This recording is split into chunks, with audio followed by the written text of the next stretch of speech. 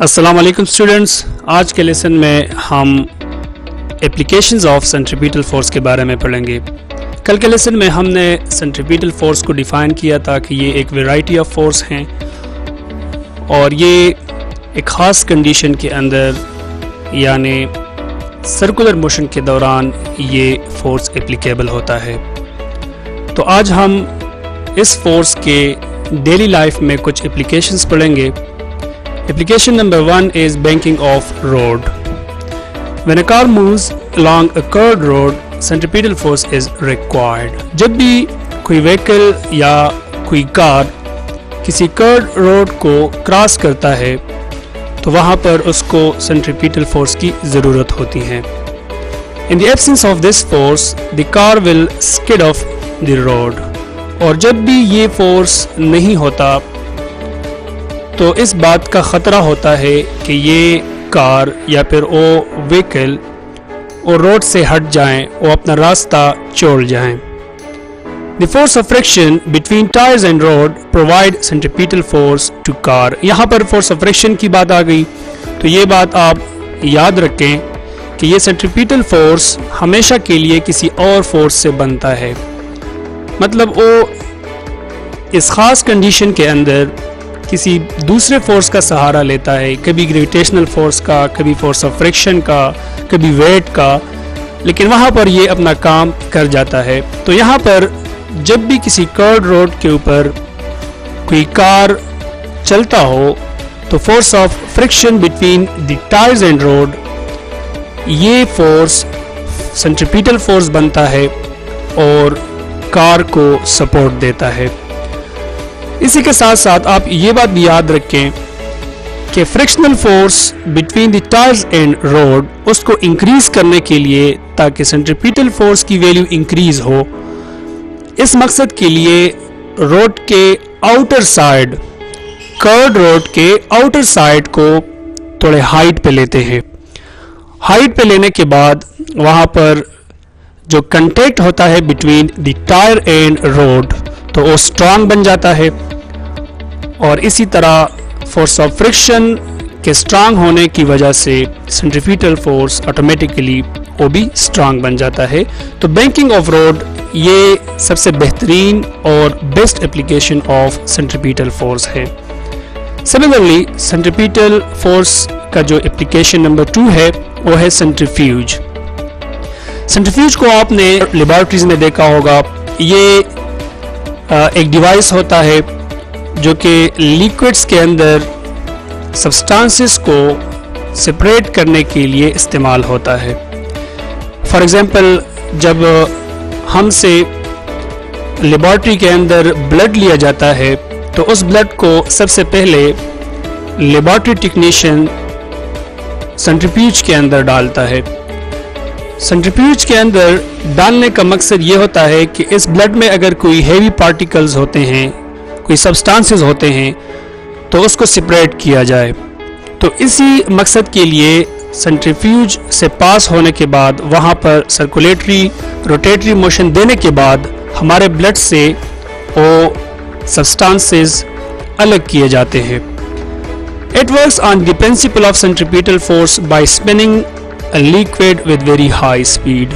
کسی بھی لیکوڈ سے سبسٹانسز نکالنے کے لیے، پارٹیکلز نکالنے کے لیے سینٹریفیوج کے اندر اس کو روٹیٹ کیا جاتا ہے ہائی سپیڈ کے ساتھ۔ With this high speed, the heavy particles in the liquid goes to bottom, experience centripetal force and then collected.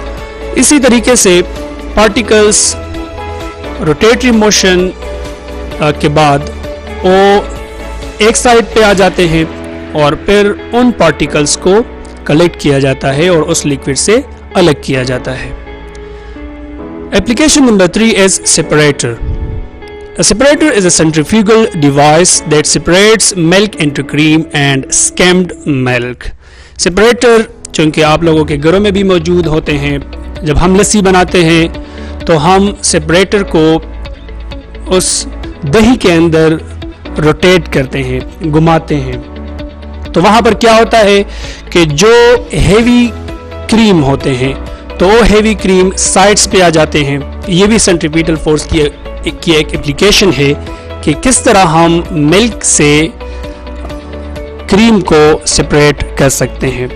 When milk rotates, the heavy particles یعنی کریم in the milk goes to outer side and small particles rotates near to axis of rotation.